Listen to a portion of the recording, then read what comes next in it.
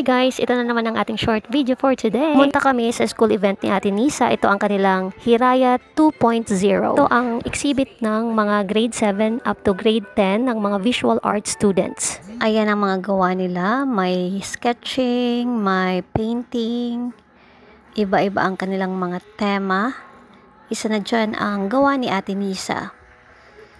Andyan banda andyan yung dalawang mukha ng cartoon, ayan o. At yung isa yung painting ng castle sa last part ng video na to. Ayan, ang gaganda nga. Ang gagaling. Nakaka-proud.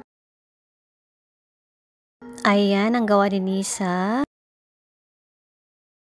Mga kakaiba.